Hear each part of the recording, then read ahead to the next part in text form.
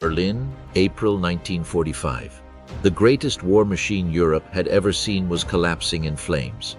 The city that Adolf Hitler once promised would rule the world had become a graveyard of burning buildings, starving civilians, and terrified children carrying rifles into battle. But what happened inside Berlin during its final days was far worse than most people realize. Because this was not just the fall of Nazi Germany. It was the complete breakdown of humanity itself. Soviet artillery pounded the city without stopping. Entire families were buried alive beneath collapsing apartment blocks. Teenage boys from the Hitler Youth hunted Soviet tanks through smoke-filled streets, while SS officers executed anyone accused of cowardice. And underneath the ruins of the capital, Hitler sat inside a bunker refusing to accept that the war was already lost. But the most horrifying part of the Battle of Berlin was not the destruction. It was what happened to the people trapped inside it. Millions of civilians suddenly found themselves caught between a dying regime willing to sacrifice its own population and an invading army driven by years of rage and revenge. What followed became one of the most terrifying urban battles in human history. Endless shelling, mass suicides, revenge killings, brutal street fighting, entire neighborhoods erased from existence. And by the time it was over, Berlin no longer looked like a city. It looked like the end of the world itself. Hell enters Berlin. By the spring of 1945, everyone in Germany knew the war was over. The Allies were crushing the Reich from the west, while the Soviet Union advanced from the east with overwhelming force. But Adolf Hitler refused to surrender Berlin. To him, losing the capital meant losing everything. So instead of evacuating civilians or negotiating peace, the Nazi regime turned the city into a giant death trap. And the people of Berlin knew exactly what was coming. For years, Nazi propaganda had warned Germans about the brutality of the Soviet army. Stories from the Eastern Front spread constantly through the country. Entire villages destroyed, civilians executed, women assaulted, cities reduced to ashes. At first, many Germans dismissed these stories as exaggeration. But by 1945, refugees fleeing from Eastern Germany began arriving in Berlin with horrifying first-hand accounts. They spoke about Soviet revenge, about soldiers consumed by rage after witnessing the destruction caused by the German invasion of the Soviet Union years earlier. Millions of Soviet civilians had died during the war. Entire families were wiped out. Entire cities starved. And now the Red Army was approaching the capital of the country responsible for all of it. Fear spread across Berlin faster than the bombs themselves. The city had already been devastated by Allied air raids long before the Soviet assault began. Entire districts looked like moonscapes. Burned-out buildings lined the streets. Smoke permanently covered the skyline. Electricity barely functioned. Water supplies constantly failed. Food shortages became catastrophic. Every day, thousands of civilians crowded underground shelters while explosions shook the city above them. Mothers held crying children in complete darkness while dust poured from cracked ceilings. Elderly civilians sat silently beside strangers, waiting for the next bombardment. And then the Soviet artillery arrived. The shelling that hit Berlin during the final assault was unlike anything most civilians had ever experienced. Thousands upon thousands of artillery guns opened fire simultaneously, turning entire sections of the city into collapsing ruins within hours. The ground literally trembled beneath people's feet day and night. Windows exploded inward. Buildings collapsed without warning. Streets disappeared beneath fire and debris. The sound never stopped. Survivors later described it as living inside a permanent earthquake made of explosions. But even as Berlin collapsed around them, Nazi leaders continued demanding total resistance. Hitler remained hidden inside the Führerbunker beneath the city, surrounded by maps and generals who increasingly understood the situation was hopeless. Soviet forces massively outnumbered the remaining German defenders. Fuel was almost gone. Ammunition was running low. Entire German divisions existed only on paper. Yet Hitler still issued orders for imaginary counterattacks that could no longer happen. The leadership of Nazi Germany was beginning to completely detach from reality. Above the bunker, the regime became increasingly desperate. Germany no longer had enough trained soldiers to defend Berlin properly, so civilians were thrown into the battle instead. Teenagers from the Hitler Youth received anti-tank weapons and were ordered to fight Soviet armor in the streets. Some of them were only 14 years old. Elderly men were drafted into emergency militia units called the Volkssturm and handed outdated rifles with minimal ammunition. Many had almost no military training whatsoever, yet they were told to die for Berlin. And many of them actually did. As Soviet troops entered the outer districts of the city, the battle became unbelievably brutal almost immediately. This was no longer traditional warfare fought across open fields. Berlin became a giant maze of shattered buildings, narrow streets, collapsed bridges, underground tunnels, and hidden sniper positions. Every apartment block became a fortress. Every intersection became a kill zone. German soldiers hid inside ruins waiting for Soviet tanks to pass before attacking with anti-tank weapons from basements or upper floors. Soviet infantry stormed buildings room by room using grenades and flamethrowers. Entire staircases became battlefields. Soldiers killed each other across hallways filled with smoke, broken glass, and burning furniture. Some buildings changed hands multiple times within the same day. The civilians trapped inside this nightmare had nowhere to escape. Families hid in basements while combat raged directly above them. Children covered their ears as machine gun fire echoed through apartment walls. Fires spread uncontrollably through ruined neighborhoods, sometimes trapping civilians underground while oxygen slowly disappeared inside shelters. Corpses often remained in the streets for days because retrieving them meant risking sniper fire or artillery bombardment. Hospitals became scenes of complete horror. Thousands of wounded civilians and soldiers flooded overcrowded medical centers already running out of supplies. Surgeons operated without proper anesthesia while explosions shook the walls around them. Blood covered the floors. Amputations were performed non-stop. Sometimes doctors continued surgeries even while nearby sections of hospitals collapsed under artillery fire. And as Soviet troops pushed deeper into Berlin, something even darker began happening. Revenge. Many Soviet soldiers entering Germany had witnessed unimaginable atrocities committed by Nazi forces earlier in the war. Some had seen entire villages burned. Some had lost parents, wives, or children during the German invasion of the Soviet Union. By the time they reached Berlin, years of hatred had accumulated inside the Red Army, and in many areas of the city, civilians became targets of that rage. Rumors spread rapidly through Berlin about assaults, executions, and revenge killings committed by advancing Soviet troops. Panic intensified. Some civilians tried fleeing westward toward Allied lines. Others hid underground in total silence whenever Soviet soldiers entered nearby buildings. Suicide rates exploded across the city as fear consumed entire families. But the Nazi regime still refused surrender. SS officers continued patrolling Berlin, searching for deserters, civilians accused of cowardice, or anyone attempting to flee the city. Teenagers from the Hitler Youth who retreated from combat were sometimes executed by their own side. Public hangings appeared in parts of Berlin with signs labeling victims as traitors. Even while Germany collapsed around them, Nazi authorities continued murdering their own people in the name of loyalty. And beneath the ruined capital, Adolf Hitler slowly realized the truth. Berlin was dying, and there was nothing left to save. The city of the dead. As Soviet forces pushed deeper into Berlin, the battle stopped looking like a war and started looking like the collapse of civilization itself. Entire districts disappeared beneath smoke and fire. Streets were buried under shattered concrete, twisted metal, destroyed tanks, and human bodies. The city no longer felt alive. It felt cursed. Everywhere soldiers looked, there were ruins burning endlessly beneath a black sky lit by artillery flashes and collapsing buildings. And yet the fighting only became more violent. The closer the Red Army moved toward the center of Berlin, the more desperate German resistance became. Nazi commanders understood that the battle was almost over, but surrender was still considered unthinkable. Hitler had ordered the city defended to the last bullet, and fanatic SS units intended to obey him no matter the cost. Every remaining street became a battlefield. Every subway tunnel became a defensive position.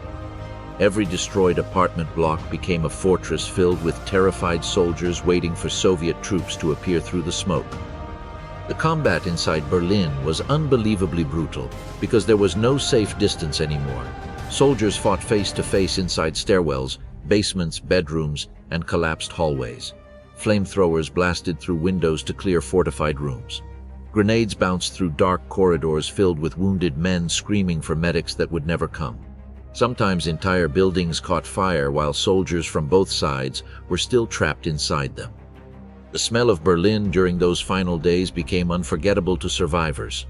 Smoke, dust, blood, burned flesh, rotting corpses left beneath rubble. The scent of war itself covered the entire city. Civilians trapped underground experienced horrors almost impossible to imagine. Thousands of families crowded into damp basements or subway tunnels while battles raged above them non-stop. Some shelters held hundreds of people packed together in darkness for days at a time. Food rapidly disappeared. Water became precious. Air grew thick with smoke and fear. Children cried constantly while exhausted mothers tried desperately to keep them quiet during nearby fighting. And then came the flooding. During the final phase of the battle, parts of Berlin's underground subway system became flooded, either from bomb damage or deliberate actions during the chaos. Water rushed through tunnels filled with wounded civilians and soldiers hiding below the streets. Panic spread instantly underground as people tried escaping through dark passageways while explosions echoed overhead. Some drowned inside the tunnels. Others were crushed during mass panic as crowds fought desperately to survive. Above ground, Soviet artillery continued erasing entire sections of the city. The Red Army used overwhelming firepower to break German defenses. Massive Katyusha rocket barrages screamed across the sky before detonating across entire city blocks. Heavy artillery pulverized buildings until they collapsed into giant piles of debris. Tanks blasted through barricades while Soviet infantry advanced behind them through smoke-filled streets covered in broken glass and corpses. German defenders, many of them exhausted teenagers or elderly civilians, continued fighting despite having almost no chance of survival. Hitler Youth members armed with Panzerfaust anti-tank weapons hid inside ruins waiting for Soviet armor to approach. Some successfully destroyed tanks before being immediately killed by machine gun fire or explosions. Others died before ever firing a shot. Entire groups of young defenders vanished within hours of combat. What made the Battle of Berlin so horrifying was not just the destruction. It was the absolute hopelessness of it all.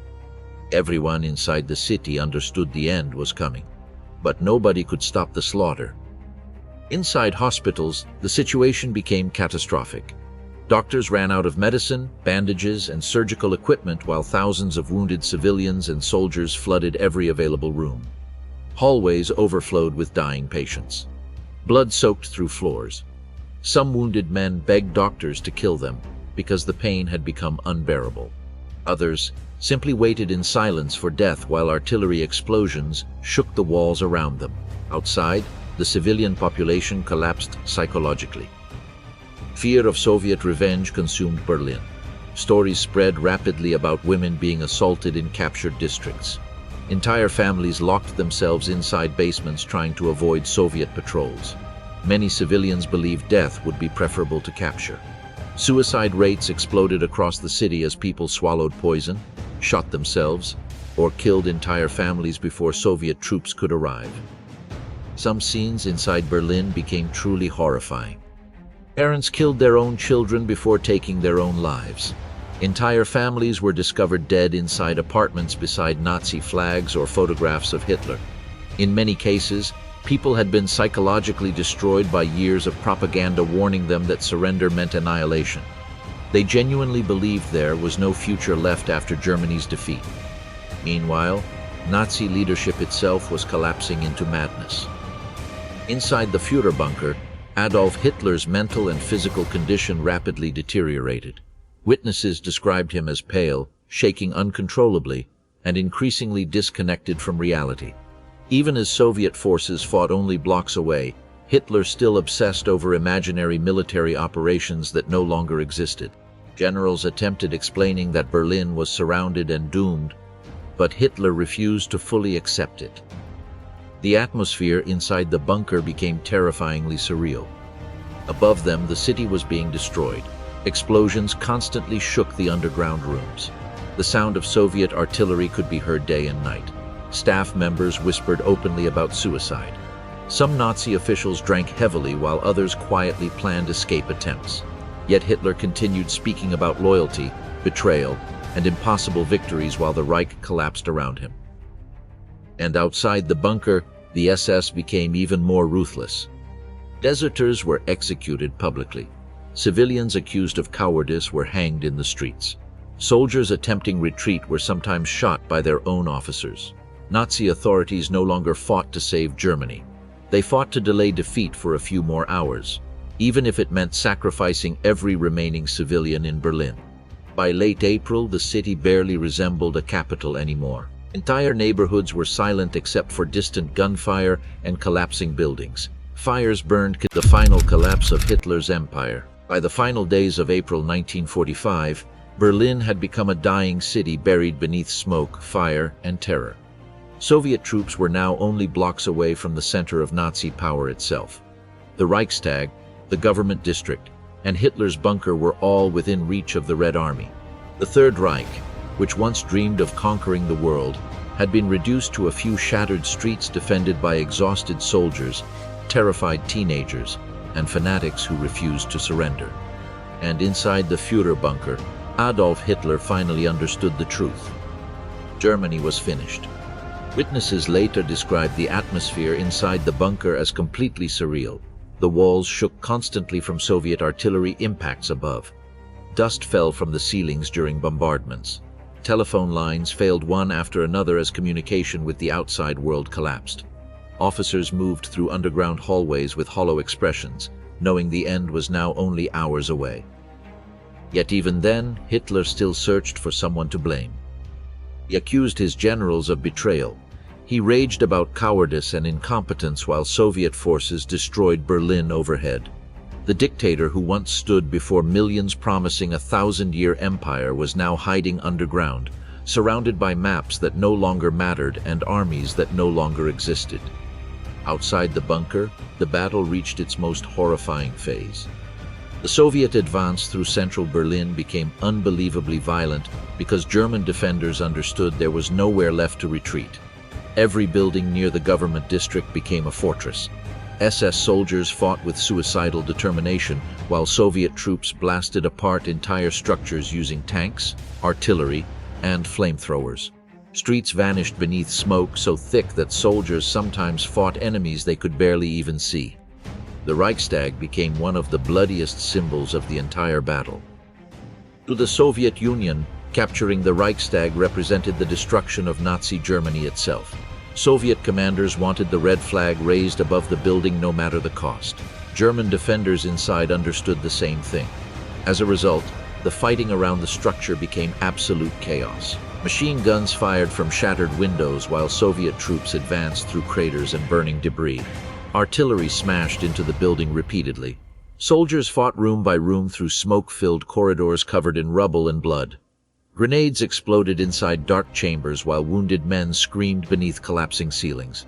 Bodies piled across staircases and hallways as both sides continued killing each other inside the ruins of what had once been one of Germany's most important political buildings. And while Berlin burned above him, Hitler made his final decision. On April 29, 1945, Adolf Hitler married Eva Braun inside the bunker. It was a strange, almost disturbing moment of ceremony occurring while the world around them collapsed into ruin. Soviet artillery continued shaking the underground complex as the wedding took place. Staff members later described the atmosphere as eerie and emotionally numb, as if everyone inside already understood they were witnessing the final hours of Nazi Germany. The next day, Hitler committed suicide. According to witnesses inside the bunker, Hitler and Eva Braun retreated into a private room during the afternoon of April 30th. Moments later, a gunshot echoed through the bunker. Hitler had shot himself while Eva Braun took poison beside him. The man responsible for starting the deadliest war in human history died underground while his capital was being destroyed above his head. But even Hitler's death did not immediately stop the slaughter. His body, along with Eva Braun's, was carried outside the bunker entrance and burned in a shell crater while Soviet artillery continued exploding nearby. Nazi officials feared the Soviets would capture and publicly display Hitler's corpse, so they attempted to destroy the remains using gasoline. Witnesses described flames rising beside the ruins of Berlin while explosions thundered across the city around them. Fingindo-se inside da DZ, desesperanças quais sanjos vaisquaidos tumariedade, pode dizer. Some officials attempted escape. Others drank heavily or discussed killing themselves. A few still spoke about continuing resistance, but most understood the war was over. Germany no longer had leadership. Berlin no longer had defenses. The Third Reich was collapsing in real time. Above ground, civilians continued suffering through complete horror. Entire sections of Berlin were now filled with starving survivors wandering through ruins searching for water, food, or missing relatives. Dead civilians remained buried beneath collapsed buildings. Fires still burned across huge parts of the city. The smell of smoke and death covered everything. And then came the revenge. As Soviet troops fully captured more districts of Berlin, reports of mass assaults, executions, looting, and violence spread rapidly through the city. Many Soviet soldiers behaved with discipline, but others unleashed years of hatred accumulated from the Eastern Front. The war between Germany and the Soviet Union had been one of the most savage conflicts in human history. Entire Soviet cities had been destroyed by Nazi invasion. Millions of civilians had died. By the time Soviet troops reached Berlin, rage had become inseparable from victory itself. For countless civilians trapped inside the city, the end of the battle did not bring relief. It brought fear. Women hid in basements trying to avoid Soviet patrols. Families barricaded doors with furniture. Some civilians disguised themselves or destroyed Nazi-related documents hoping to survive the occupation. Others committed suicide rather than face what they believed was coming. The psychological collapse of Berlin became almost total. People wandered silently through destroyed streets in shock. Children searched ruins for parents who would never return. Elderly civilians sat beside collapsed buildings with blank expressions, too exhausted to react anymore. Survivors later described the city as looking less like a capital and more like the remains of an apocalypse. Finally, on May 2, 1945, Berlin officially surrendered. After weeks of non-stop destruction and unimaginable bloodshed, the fighting inside the city finally ended. Soviet soldiers raised their flags above the ruins while surviving German defenders laid down their weapons. But victory did not erase what had happened there. The Battle of Berlin left behind a city shattered beyond recognition. Hundreds of thousands were dead or wounded. Entire districts had vanished beneath rubble. Millions of civilians were traumatized by what they witnessed during those final weeks. The capital of Nazi Germany had become one enormous graveyard. And in many ways, Berlin symbolized the true ending of Hitler's empire. Not with glory, not with triumph, but with fire, starvation, suicide, revenge, and total destruction. Because the final days of Nazi Germany were not heroic. They were horrifying. And for the people trapped inside Berlin during those last moments of the war, it truly felt like the end of the world.